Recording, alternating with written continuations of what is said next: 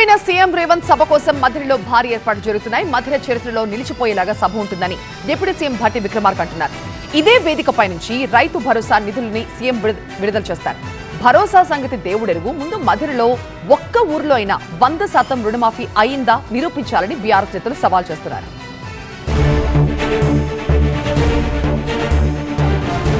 మధిర నియోజకవర్గంలో సీఎం రేవంత్ రెడ్డి సభ ఏర్పాట్లను దగ్గరుండి చూస్తున్నారు డిప్యూటీ సీఎం భట్టి విక్రమార్క.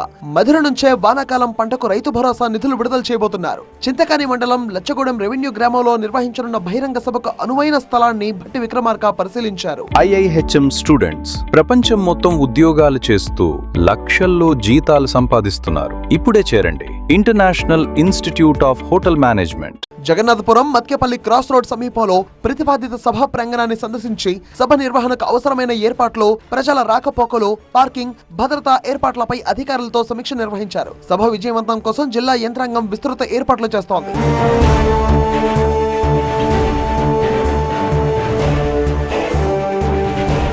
ప్రభుత్వ ఏర్పాటు తర్వాత తన సొంత నియోజకవర్గం మధిరలో జరుగుతున్న మొదటి సభ కావడంతో భట్టి సైతం దీనిని ప్రతిష్టాత్మకంగా తీసుకున్నారు.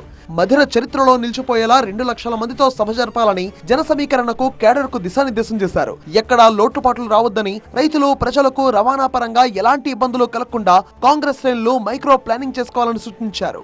సీఎం రేవంత్ సభ కావడంతో రైతులు, ప్రజలు, కాంగ్రెస్ అభిమానులు పెద్ద ఎత్తున పాల్గొనే అవకాశం ఉందని అధికారులు భావిస్తున్నారు. ఇందుకు తగ్గట్టుగా ఏర్పాట్లు చేస్తున్నారు. ఖమ్మంలో సీఎం సభకు ముందే స్థానిక బీఆర్ఎస్ నేతల నుంచి కౌంటర్లు వస్తున్నాయి. కాంగ్రెస్ ప్రభుత్వం రైతులను దగా చేసిందని, బాండ్ పేపర్లు రాసి ఇచ్చి మోసం చేశారని విమర్శిస్తున్నారు నేతలు. సీఎం రేవంత్ రెడ్డి సభలో యాసంగిలో మిగిలిన రైతు భరోసా ఇస్తారా, మళ్లీ ఎకరాకే వేస్తారా అంటూ సెటైర్లు వేశారు మాజీ మంత్రి పువ్వాడ అజయ్ కుమార్. మధిరలో ఒక్క ఊరిలోనైనా 100% రుణమాఫీ అయినట్లు నిరూపిస్తే ముక్కు నేలకు రాస్తామంటూ భట్టి విక్రమార్కకు సవాల్ విసిరారు. 100% రైతు రుణమాఫీ జరిగిందా? కాంగ్రెస్ వాళ్ళకి ఛాలెంజ్ చేసి అడుగుతా ఉన్నా లేదా? భట్టి విక్రమార్క గారు, మీ మధిర నియోజకవర్గంలోనే ఏ గ్రామంలో అయినా సరే 100% రైతు రుణమాఫీ జరిగితే చెప్పండి, మేమందరం వచ్చి ఇక్కడ ఉన్న వాళ్ళందరం వచ్చి మా ముక్కు నేలకు రాస్తాం. మరి నువ్వు చిక్కాకున్నావా? నేను చెప్పిన ఒక గ్రామం నువ్వు వచ్చి 100% జరిగిందని నువ్వు నిరూపించు.